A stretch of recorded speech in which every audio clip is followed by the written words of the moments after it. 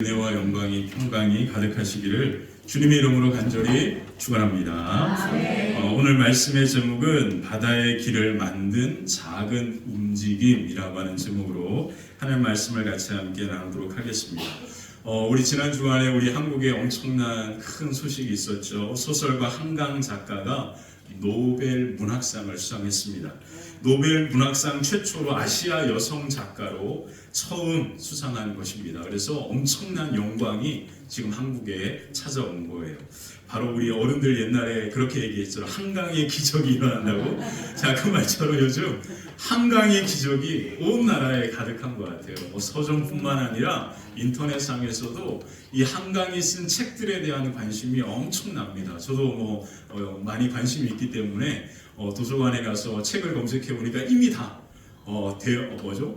다 이렇게 누가 이렇게 빌려가고 또 예약까지 꽉 차 있어가지고 볼 기회가 그렇게 흔하지 않은 것 같아서 좀 아쉬움이 있습니다. 이 한강이라고 하는 이분이 노벨 문학상에 엄청난 영예를 수상한 거잖아요. 정말 이거는 작가로서의 엄청난 큰 그러한 은혜인데, 이분이 요즘 이제 TV 가운데 인터뷰나 이런 걸 하지 않잖아요. 왜 그런지 그 이유를 이렇게 설명한 소설 아버지가 이 딸의 이야기를 전해주는 그 이야기를 들었습니다. 뭐라고 이야기했냐면, 아버지가 이제 그 딸에게 네가 이제 책을 출판했던 출판사 한 곳을 선정해서 기자회견을 가졌으면 좋겠다라고 그렇게 부탁을 한 거예요. 그랬더니 그 다음 날 아침에 딸과 통화해서 딸이 그 아버지에게 이런 얘기를 했답니다. 지금 이 시간에도 전쟁으로 죽어가는 사람들이 있는 이 시간에 어떻게 내가 이곳에서 이 상을 받았다라고 해서 잔치하는 게 과연 무슨 의미가 있느냐. 그래서 나는 기자회견을 거부하겠다, 안 하겠다, 이런 얘기를 했답니다. 저는 그 말이 너무나 멋진 것 같아요. 지금도 동일한 시간에 우리가 알지 못하는 그곳에서는 누군가 전쟁으로 죽어가고 있는 지금 이때잖아요. 이때 그들의 죽음과 아픔을 자기는 그냥 두고 보지 않겠다라는 뜻이잖아요. 그리고 그들의 죽음과 아픔을 자기는 정말로 어떻게 그 전쟁을 막을 수는 없지만 그들과 마음을 같이 하는 이 마음만큼은 내가 그들과 함께 하겠다라고 하는 이 작가의 이 마음이 정말로 저는 노벨 문학상을 타기에 충분한 자격이 있다라는 생각을 했습니다. 스웨덴 할리몬이라고 하는 곳에서 이 작가가 노벨상을, 이 문학상을 수상하게 되는 이유에 대하여 이런 평을 남겼는데요. 신문 기사에 보면 이 한강 이 작가가 쓴 여러 개, 6개가 넘는 그 소설책에 대한 평들을 다 답니다. 다 분석해낸 거예요. 그리고 그 이유를 다 설명합니다.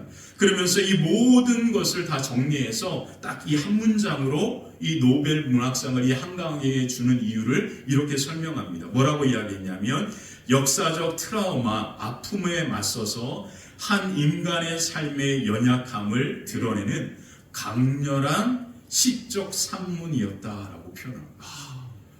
저는 이 평이 너무나 큰 감동이었어요. 여기에 가장 중요한 가치가 드러나는데 그게 뭐냐면 인간의 삶의 연약함이라, 이렇게 표현합니다.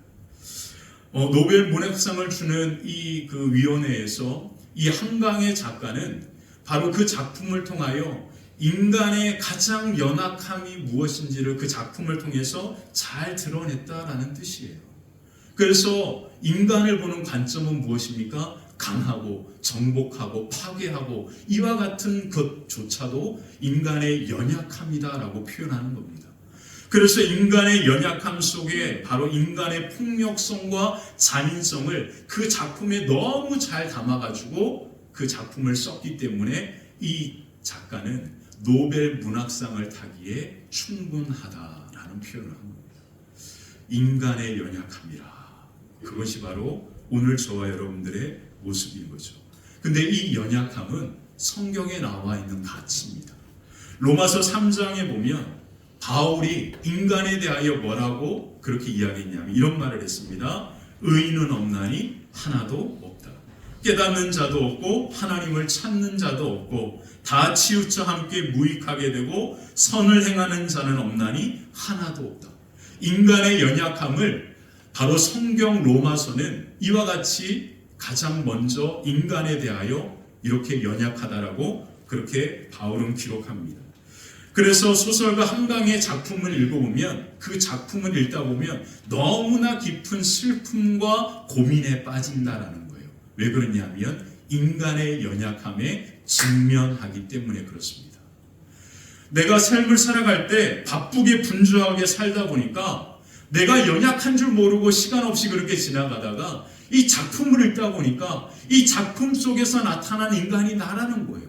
폭력적이고 잔인하면서 그 폭력과 잔인 앞에 타협하면서 그리고 그 폭력과 잔인 앞에 굴종하면서 그렇게 살아가는 모든 모습이 다 내 모습이 되어지니까 그 작품을 읽다 보면 너무나 슬프고 깊은 고민에 빠지게 된다라고 그렇게 작품을 읽는 사람들은 이야기합니다. 그래서 이 한강이라고 하는 이 작가는 그 작품을 읽는 모든 사람들에게 내 자신의 잊고 있었던 연약함에 직면하게 만든다라는 뜻이에요. 우리가 이토록 연약한 존재입니다. 근데 복음은 무엇입니까? 우리는 연약하지만 그러나 우리 하나님은 무엇이다? 위대하시다. 이게 바로 복음입니다. 우리가 연약한 건 사실이에요. 있는 그대로 진리입니다. 근데 우리는 비록 연약하지만 복음은 무엇이냐면 하나님은 무엇이다? 위대하시다. 우리는 연약하여 두려움 가운데 하나님을 원망하며 기도합니다. 그러나 우리 하나님은 불가능을 가능하게 하시고 바다의 길을 만드시는 좋은 아버지 되신 하나님인 줄 믿습니다. 그래서 요한복음 3장 16절에 그래서 복음을 말하는 거예요. 하나님이 세상을 뭐하신다? 이처럼 사랑하신다. 독생자를 주셔서 그를 믿는 자마다 어떻게 한다고요? 연약함 가운데 멸망케 하는 게 아니라 그 위대하신 하나님은 예수 그리스도로 말미암아 우리에게 영생을 주시고 하나님의 자녀가 되는 위대한 승리를 이루시는 분이 우리 하나님인 줄 믿습니다. 자, 그래서 이제 우리 오른손을 가슴에 얹고 이제 저를 따라서 함께 고백하겠습니다. 우리는 세상에서 가장 존귀하고 고배로운 하나님의 소유입니다. 우리는 하나님의 제사장 나라, 거룩한 백성입니다. 우리 큰 소리로 아멘 하겠습니다. 할렐루야. 아멘. 자, 출애굽한 이스라엘 백성들이 하나님의 말씀대로 순종합니다. 그리고 하나님의 인도하심을 따라 비하히롯이라고 하는 홍해 바다 앞에 장막을 치게 됩니다. 하나님을 믿고 하나님의 인도하심을 따라 가던 그들에게 큰 위기가 찾아왔죠. 그 위기가 무엇입니까? 바로가 군대를 이끌고 600대의 전차를 이끌고 그들을 잡기 위하여 쫓아온다라는 거예요. 그리고 그 전차가 이는 그 먼지 바람과 그 말발굽 소리와 말들의 울음소리, 낙타의 울음소리, 그리고 병사들의 소리가 온 하늘을 뒤덮습니다. 그 바로의 군대의 모습을 이스라엘 백성들이 바라보면서 그들의 마음이 심히 두려움에 빠지게 되죠. 그리고 하나님 앞에 울부짖으면서 하나님 앞에 통곡합니다. 자, 그때 그 백성들을 바라보면서 모세가 이렇게 이야기했죠. 우리 같이 함께 그 말씀을 다시 한번 읽어보겠습니다. 출애굽기 14장 13절 14절 시작. 모세가 백성에게 이르되 너희는 두려워하지 말고 가만히 서서 여호와께서 오늘 너희를 위하여 행하시는 구원을 보라. 너희가 오늘 본 애굽 사람을 영원히 다시 보지 아니하리라. 여호와께서 너희를 위하여 싸우시리니 너희는 가만히. 아멘. 모세가 이스라엘 백성들을 향하여 위대한 믿음의 말씀을 선포했습니다. 우리 하나님은 바다 위에 길을 만드시는 유일하신 하나님이라고 하는 뜻이죠. 자, 그러나 바다 위에 길을 만드시는 하나님의 역사는 바로 우리의 작은 믿음의 움직임으로부터 시작된다라는 사실을 오늘 말씀은 우리에게 말해주고 있습니다. 하나님은 어떤 분이십니까? 바다에 길을 만드시는 분입니다. 근데 그 바다의 길을 만드는 하나님의 역사는 언제 시작되냐면 우리의 작은 믿음의 움직임에서부터 시작된다라는 거예요. 그것이 오늘 메시지의 핵심입니다. 자, 그래서 히브리서 11장에 보면 그 위대한 믿음에 대하여 이렇게 표현합니다. 믿음이 없이는 하나님을 기쁘시게 하지 못한다. 하나님께 나아가는 자는 반드시 그가 계신 것과 또한 그가 자기를 찾는 자들에게 상 주시는 이심을 뭐 해야 한다? 믿어야 한다. 이 믿음으로 누구에게 나아가야 한다? 하나님 앞에 나아가야 한다. 작은 움직임이 있어야 한다라고 말합니다. 자, 그러면서 히브리서 11장에 보면 이스라엘 백성들이 홍해를 건넌 것에 관하여서 히브리서 기자는 이렇게 정리해주고 있습니다. 히브리서 11장 29절 우리 한번 읽어볼까? 함께 읽겠습니다. 믿음으로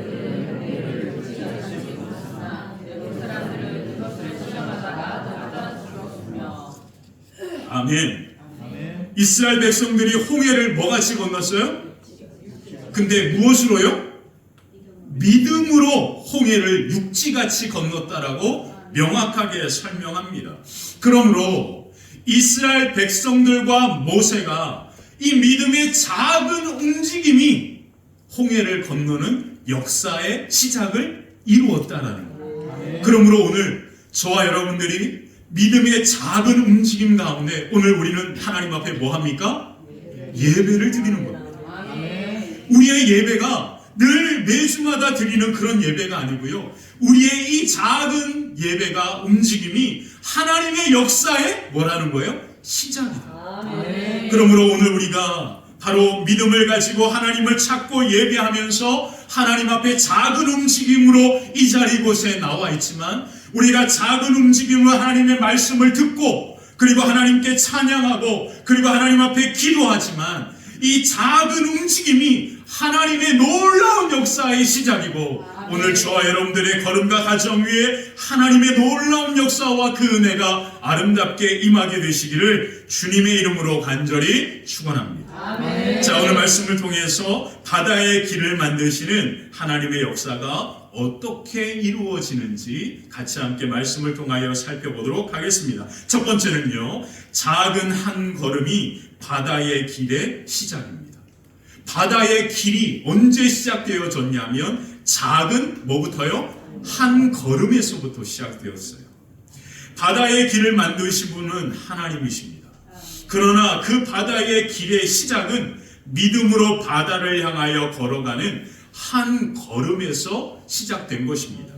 하나님은 바로의 군대를 보고 심히 두려움 가운데 사로잡혀 울부짖던 모세와 이스라엘 백성들을 향하여 이와 같이 말씀하십니다. 15절을 같이 한번 읽어볼까요? 15절입니다. 여호와께서 모세에게 이르시되 이스라엘 자손에게 명령하여 아멘. 너는 어찌하여 왜 지금 나에게 뭐하고 있니? 울부짖고 있니? 라고 그렇게 이유를 묻습니다. 하나님이. 아유, 이유를 모르세요? 지금 죽게 생겼는데 그 이유를 모르실까? 아니죠. 왜 지금 너는 울부짖고만 있느냐라는 뜻이에요. 왜 이렇게 지금 이 두려움과 이 죽음에 대한 공포 가운데 나를 향하여 울면서 기도하고만 있니? 왜 기도만 하고 있어? 이렇게 말씀하는 거예요. 사랑하는 성도 여러분, 우리는요, 하나님의 역사는 기도하면 돼요. 아멘입니다. 아멘. 근데요, 기도만 하면 안 됩니다. 기도한 대로 우리는 움직일 준비를 하고 있습니다. 정말 중요합니다. 우리는요, 하나님 앞에 기도하면 하나님께서 놀랍게 역사하실 것을 기대하고 기도하는 겁니다. 근데 그 역사의 시작은 나의 작은 움직임에서부터 시작됩니다. 하나님께서 울부짖는 이스라엘 백성들을 향하여 두려워 어찌하여 내게 기도만 하고 있냐? 그러면서 뭐라고 말씀하십니까? 이스라엘 자손에게 명령하여 말하여 뭐하라? 앞으로 나아가라. 움직여라. 그렇게 말하는 거예요. 제가 영어 성경을 거기 써드렸잖아요. 움직여라. 움직이도록 해라. 그렇게 말합니다. 자, 모세도 이스라엘 백성들과 함께 모세가 이스라엘 백성들에게 여호와께서 우리를 위하여 싸우신다. 너희는 가만히 있을지어다라고 외쳤지만 모세가 이렇게 외쳤지만 모세도 바로의 군대를 보면서 그 마음이 너무너무 두려웠던 거예요. 그래서 모세조차도 이스라엘 백성들과 함께 하나님 앞에 뭐 했던 거예요? 울부짖으면서 기도했던 거예요. 모세조차도.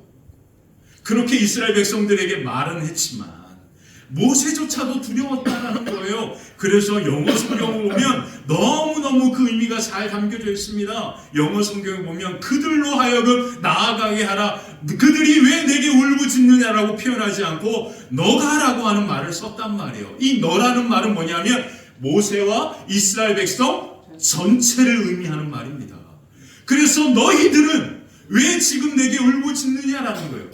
모세조차도 이스라엘 백성들에게 그렇게 믿음 좋게 말했지만 그 마음도 두려움 가운데 사로잡혀 있었다라는 뜻이고, 그조차도 하나님 앞에 울부짖으면서 기도하고 있었다라는 거예요. 그때 하나님께서 모세에게 뭐라고 말씀하십니까? 이스라엘 백성들에게 말하여 뭐 해라? 움직여라, 걸어가라, 나아가라, 그렇게 말합니다. 자, 앞으로 나아가야죠. 맞습니다. 앞으로 나아가야 합니다. 근데 그 앞에 뭐가 있어요? 이야, 이게 기가 막힌 겁니다. 앞으로 가야죠. 맞잖아요. 네, 맞습니다. 앞으로 가야 합니다. 근데 그 앞에 뭐가 있습니까? 도망갈 길이 있나요? 어디입니까? 바다입니다. 바다. 하나님은 지금 모세와 이스라엘 백성들에게 바다를 향하여 걸어가라고 말하고 있는 거예요. 바다를 향하여 걸으라니요. 바다에 무슨 길이 있어요? 바다를 향하여 걸으면 100% 빠져 죽는 거잖아요. 이야, 이게 말씀이 너무너무 오묘합니다. 움직여야죠. 맞습니다. 도망가야죠. 이제 군대가 쫓아오니까 이제 움직여야죠. 근데 그 바다 앞에 뭐가 놓여 있어요? 바다가 놓여 있습니다. 바다는 길이 아닙니다. 길이 없습니다. 아무것도 길은 찾을 수가 없는 곳, 망망한 바다가 그들 앞에 놓여 있는 거예요. 하나님은 그들에게 뭐라고 말씀하신 거예요? 그러면 바다를 향하여 걸어가라. 바다를 향하여 걸어가라. 모세와 이스라엘 백성들은 그 하나님께서 움직이라고 하신 말씀을 따라서 바다를 향하여 걸음을 옮깁니다. 그리고 한 걸음씩 한 걸음씩 작은 믿음의 걸음을 걷기 시작한 거예요. 근데 여전히 바다는 그대로 파도가 치는 바다입니다. 그때 놀라운 일이 일어나기 시작합니다.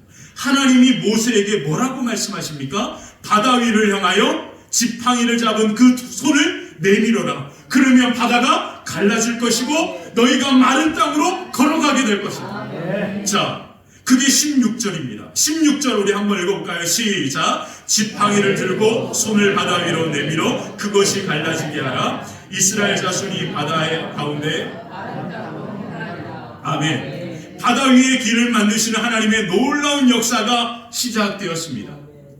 그 역사가 모세가 지팡이를 잡고 손을 바다 위로 내밀을 때라고 생각하십니까? 아닙니다. 그 역사의 시작은 하나님께서 바다를 향하여 걸어가라 말씀하실 때 그 말씀을 듣고 이스라엘 백성과 모세가 작은 한 걸음을 걸을 때 그 길은, 바다의 길은 이미 갈라진 겁니다. 그러므로 바다의 길을 만드시는 하나님의 놀라운 역사의 시작은 우리의 작은 믿음의 한 걸음, 작은 움직임에서부터 시작되는 겁니다. 이 이야기, 이 개념이 조던 피터슨이라고 하는 분이 12가지 인생 법칙이라고 하는, 제가 지난번에 한번 말씀드렸는데요. 하버드대 심리학 교수이기도 했던 이분이 책을 썼는데 아주 중요한 의미의 지도라는 아주 두꺼운 책과 함께 12가지 인생 법칙이라고 하는 책을 썼습니다.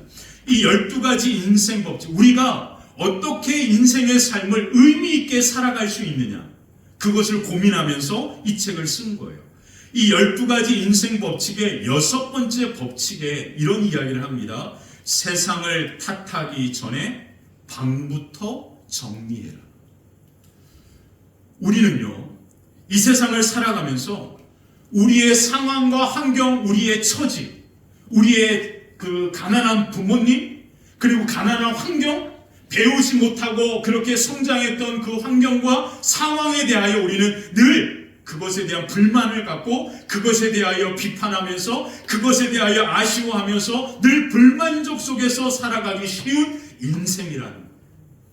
그러면 우리의 인생은 점점점 의미를 잃어가고 그 길을 상실해 버린다라는 거예요.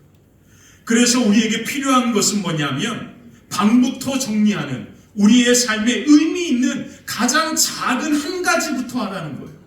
우리가 작은 행동의 변화를 시작하면 그 변화된 그것이 행동이 우리의 생각을 바꾼다는 거예요. 자, 저를 보세요. 우리가 늘 환경을 보면서 억울하게 생각하고 불만을 품었습니다. 그런 생각과 불만족 속에서 오늘 이렇게 서 있어요. 근데 우리가 우리의 삶에 방을 정리하는 이 의미 있는 작은 행동을 하잖아요. 그러면 이 작은 행동이 내 이 갖고 있던 이 불만족스러운 생각을 파괴시킨다는 거예요. 너무 신기한 일이 벌어진다는 거예요.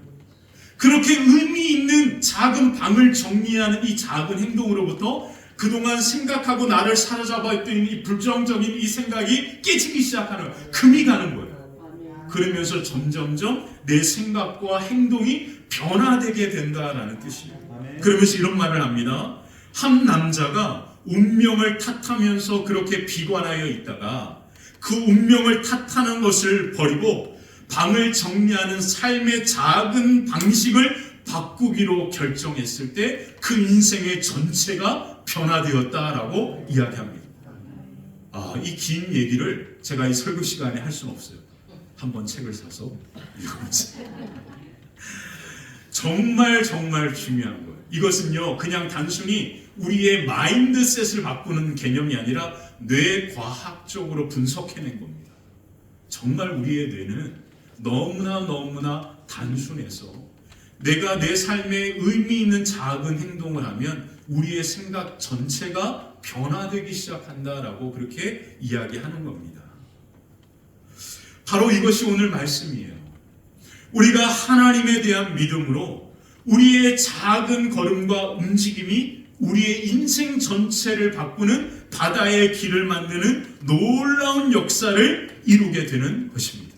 그러므로 바다의 길이 만들어진 것은 바로 이스라엘 백성들이 모세와 같이 함께 바다를 향하여 믿음으로 한 걸음을 움직였기 때문에 그 바다가 어떻게 된 겁니까? 갈라진 겁니다. 그러므로 오늘 우리가 예배할 때 이 예배는 너무나 작은 거잖아요, 사실.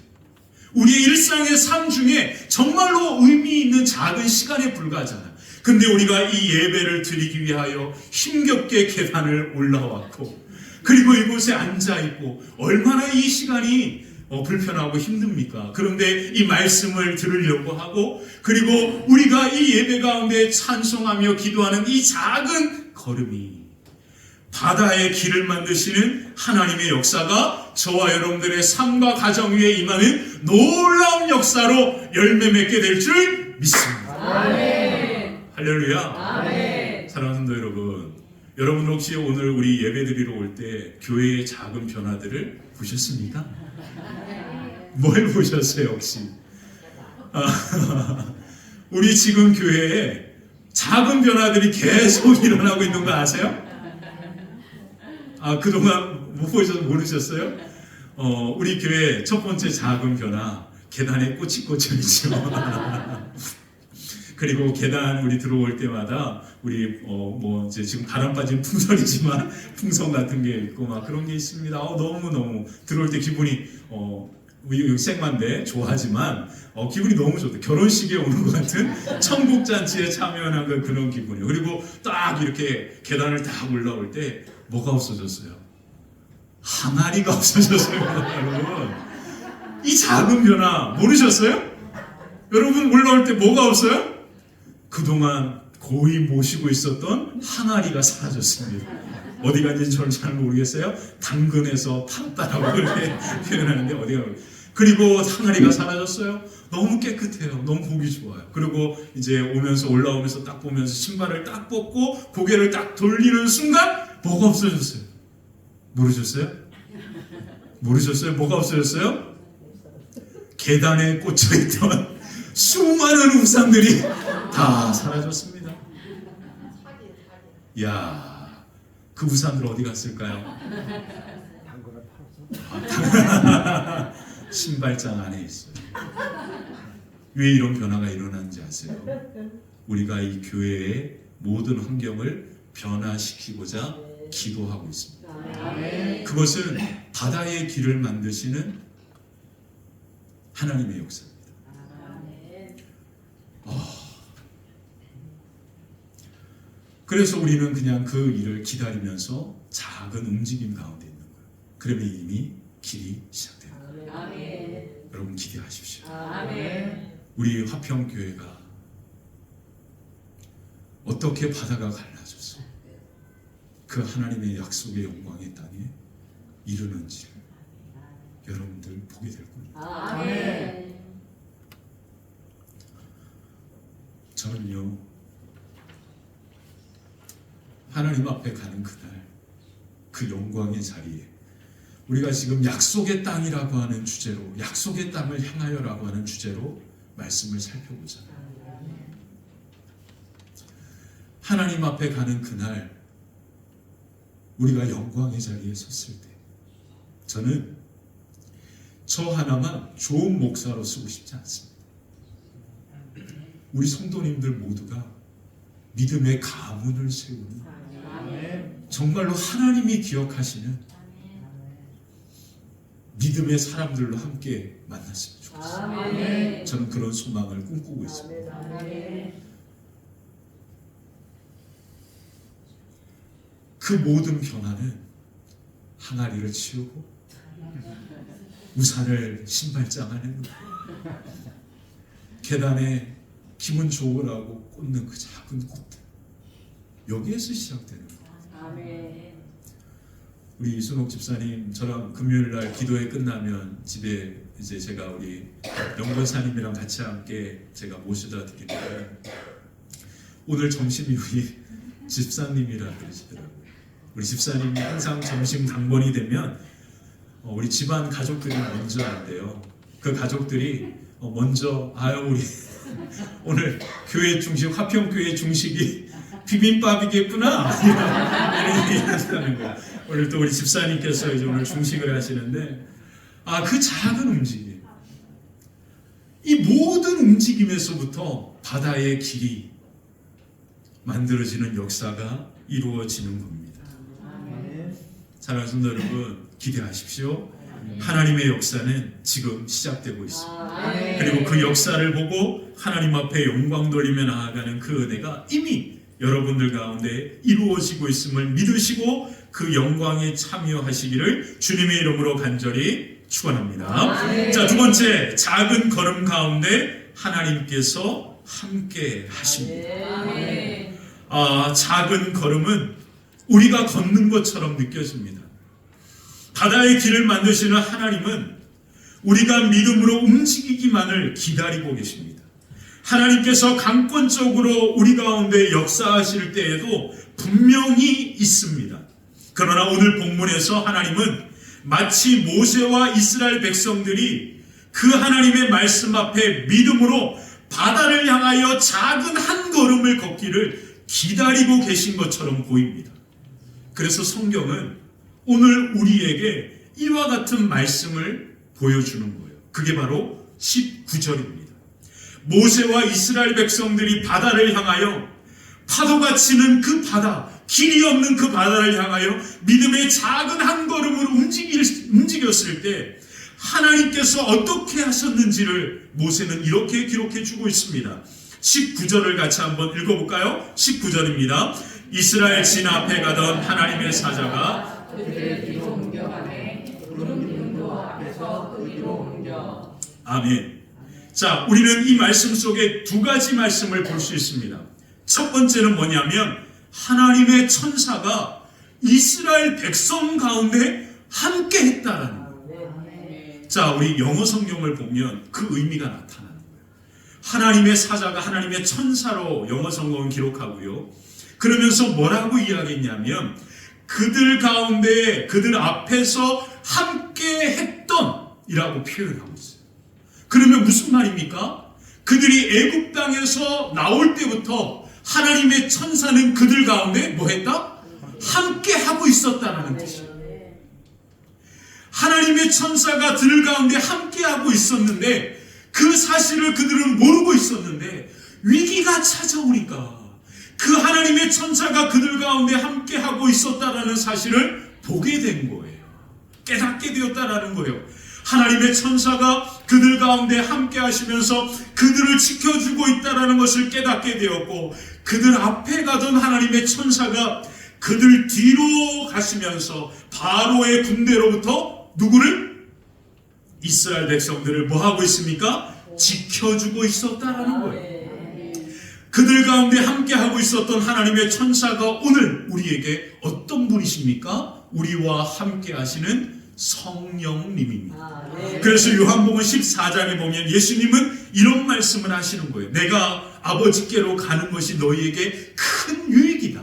그 이유는 무엇이냐면 이와 같이 보혜사 성령님이 너희 가운데 오시기 때문이다. 그렇게 말합니다. 그러면서 이런 말씀을 해요. 16절 18절 요한복음 한번 읽어볼까요? 내가 아버지께 구하겠으니 그가 또 다른 보혜사를 너희에게 주사 영원토록, 아멘입니다. 하나님의 성령께서 우리와 언제까지요? 영원토록 함께 하십니다. 자, 17절 보겠습니다. 그는 성령은 진리의 영이라. 자, 그 다음 읽어볼게요. 세상은 능히 그를 받지 못하나 보지 못하고 알지 못함이라. 그러나 너희는 그를 아나니 그는 너희와 함께 거하시며 또 너희 속에 계시겠음이라. 내가 너희를 고아와 같이 버려두지 아니하고 너희에게, 아멘, 아멘이십니다. 하나님의 성령께서 지금 우리와 함께 하십니다.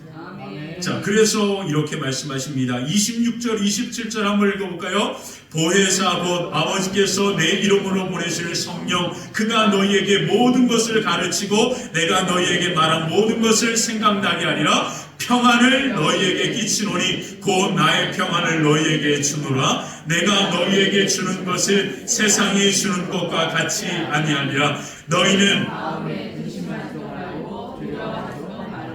아멘. 너희는 마음에 뭐 하지도 말고 근심하지도 말고 뭐 하지도 말라.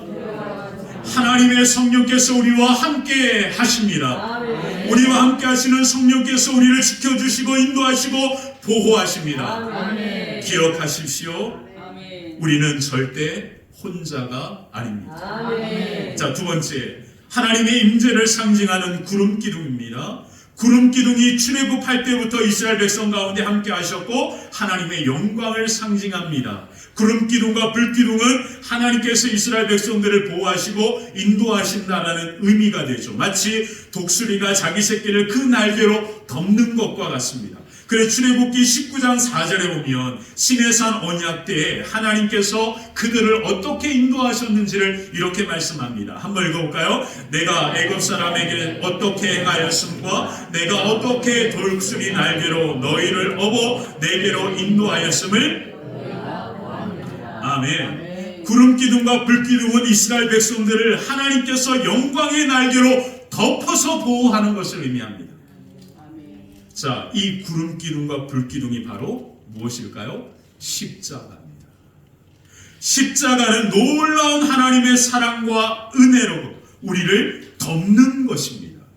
그래서 우리는 십자가를 지고 간다라고 표현하죠. 우리가 볼 때는 억지로 십자가를 지고 가는 것 같습니다. 근데 하늘에서 볼 때는 그 십자가가 우리를 뭐 하는 겁니까? 덮는 겁니다. 그러므로 십자가는 하나님의 사랑과 은혜로 우리를 뭐 하는 거예요? 덮는 것입니다. 이스라엘 백성들을 하나님께서 구름 기둥과 불 기둥으로 함께 하시며 그들을 은혜로 덮었던 것처럼 오늘 하나님의 십자가가 우리를 덮고 우리를 지켜주시고 보호하시는 은혜가 저와 여러분 가운데 가득하게 될 줄 믿습니다. 저는 소설가 한강의 이 작가가 그 인생의 삶에 가장 많은 영향을 준 것이 무엇인가가 궁금했습니다. 그래서 한 주 동안 이 작가에 대하여 여러 가지 많은 정보들을 살펴봤습니다. 근데 한 신문에서 2017년도 신문에서 이 작가가 윤동주 100주년 탄생 기념식에서 이 작가가 강의를 한 것에서 그 중요한 의미를 찾았습니다. 이 한강은 이 윤동주 시인의 삶을 기억하는 그 자리에서 이 강연 가운데 이런 말을 합니다. 자기의 인생의 삶에 가장 많은 영향을 주었던 작가 중에 한 명은 바로 윤동주 시인이다. 윤동주 시인의 삶과 작품에 드러난 밝고 눈부신 세계를 나는 동경했다. 늘 그것에 다다르고 싶었지만 나는 너무나 그것이 어렵게 느껴졌다라고 표현합니다. 그러면서 중학교 3학년 때 사춘기가 찾아왔을 때 그녀는 이 윤동주 시에 매료되어 가지고 매일같이 그 시집을 닳고 닳도록 외울 정도로 읽었다라고 표현합니다. 심지어 소년이 온다라고 하는 그 책에, 그 소설에 주인공 동호라고 하는 인물의 모티브가 이 윤동주입니다. 그만큼 이 한강은 윤동주 시인의 이 시를 사랑했고 그의 마음과 그의 생각과 그의 사색의 깊이를 담고 싶었다라고 그렇게 표현하고 있습니다. 그리고 어릴 때 사춘기 시절부터 그 시를 읽으면서 마음과 사고를 넓게 했고 깊이 있게 했고 그리고 그녀는 윤동주가 나온 연희 전문학교였던 연세대학에 입학하게 된 겁니다. 그리고 그 입학 가운데 작가의 꿈을 키워가는 거예요. 그러다가 1992년 편지라고 하는 시를 쓴 거예요. 그리고 그 편지를 통하여서 윤동주 문학상을 타게 됩니다. 그러면서 그 다음에 1993년에 드디어 작가로 등단하게 되면서 작가의 길을 걸어가게 됩니다. 그러므로 노벨 문학상 한강이 있게 했던 사람은 윤동주입니다. 그래서 위대한 거예요. 아멘. 윤동주는 우리가 잘 아는 것처럼 크리스찬입니다. 그는 중국에 있는 연변에 가면 용정이라고 하는 곳에서 그곳에 이주한 어머니와 믿음 좋은 장로님 자녀로 그렇게 성장하면서 연희전문대 지금의 연세대를 진학하게 되었고 그리고 연세대에서부터 일본으로 유학을 가게 됩니다. 그의 신앙의 중심이 잘 담겨진 시가 여러 편 있는데 그 중에 하나가 바로 십자가라고 하는 제목의 시입니다. 한번 찾아서 읽어보셨으면 좋겠어요. 1942년에 연희전문학교를 졸업하고 나서 도시샤 대학이라고 하는 곳에 입학하게 됩니다. 그리고 일본으로 유학을 떠나게 돼요. 그리고 1년 동안 공부하다가 일본에 유학 온 한국 학생들을 모집해서 전쟁에 보낸다라고 하는 소문이 돌기 시작합니다. 그래서 윤동주가 1943년 7월에 고향으로 돌아가기 위하여 길을 떠납니다. 그 가는 길에 사상범으로 체포가 돼요. 그리고 후쿠오카 형무소에 수감이 됩니다. 그리고 2년 뒤 1945년 2월 16일 조선이 독립되기 6개월 전에 후쿠오카 형무소에서 27살의 젊은 나이로 생을 마치게 됩니다.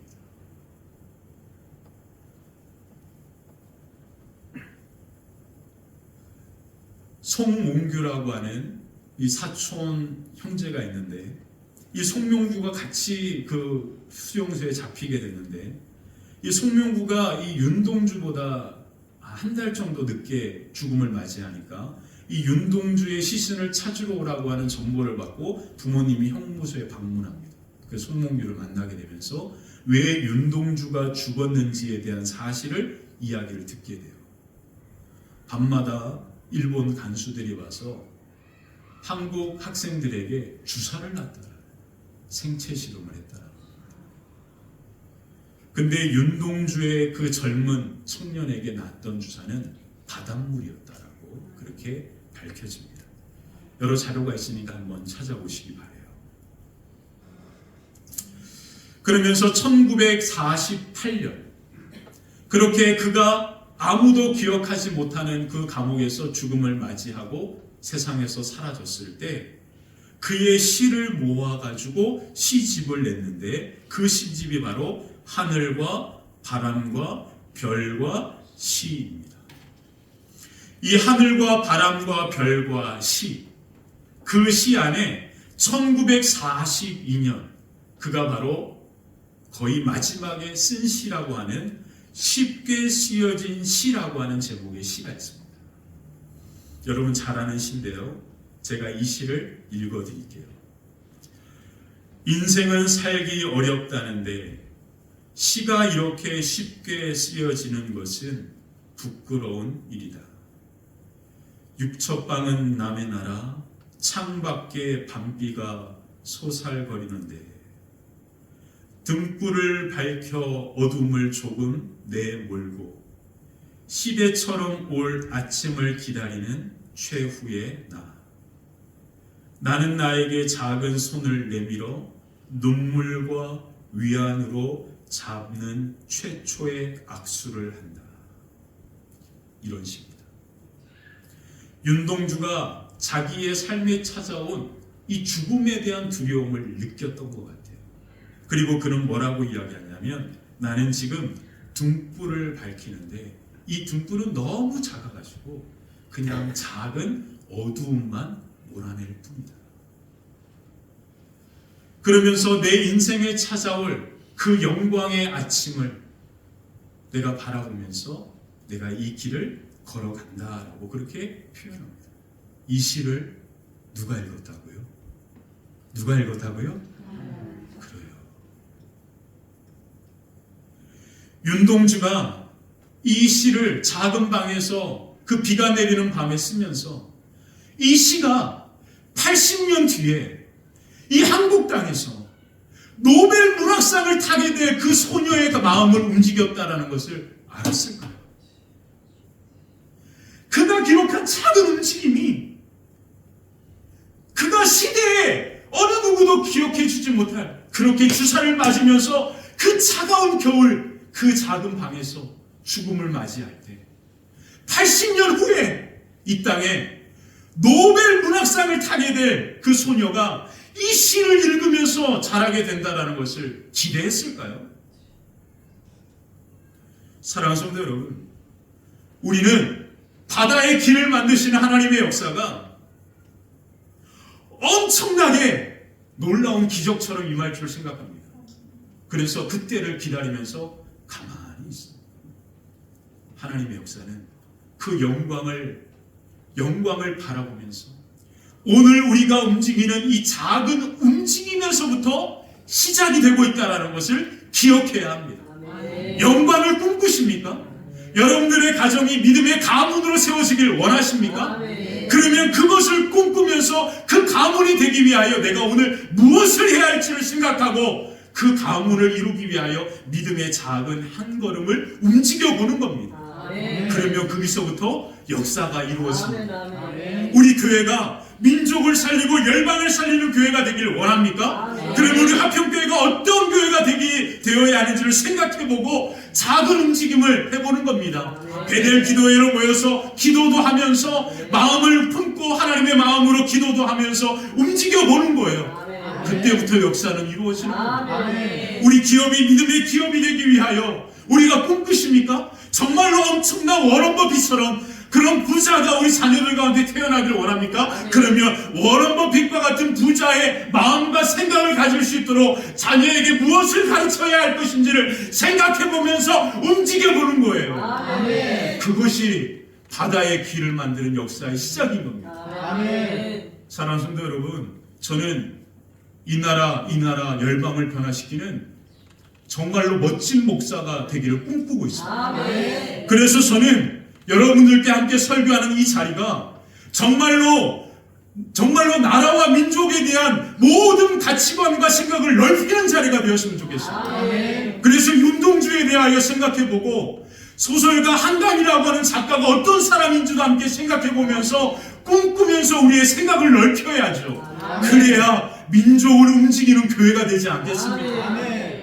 그냥 늘 정말로 말장난하는 것처럼 그렇게 아무것도 아닌 내 삶의 그러한 여러 가지 부분들을 자랑하면서 이 자리를 그렇게 쓰고 싶지 않아요.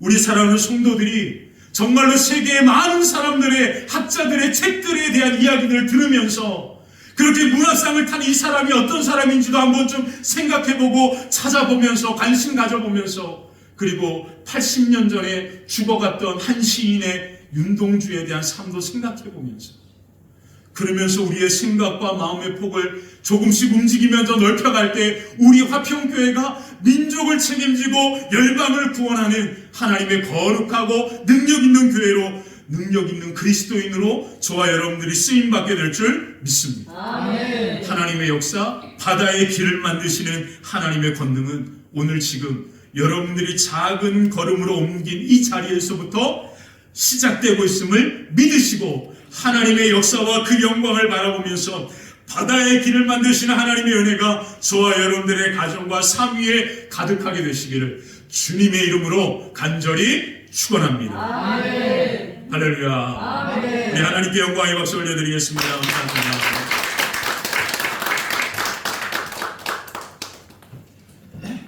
오늘 우리 예배 가운데 처음 오신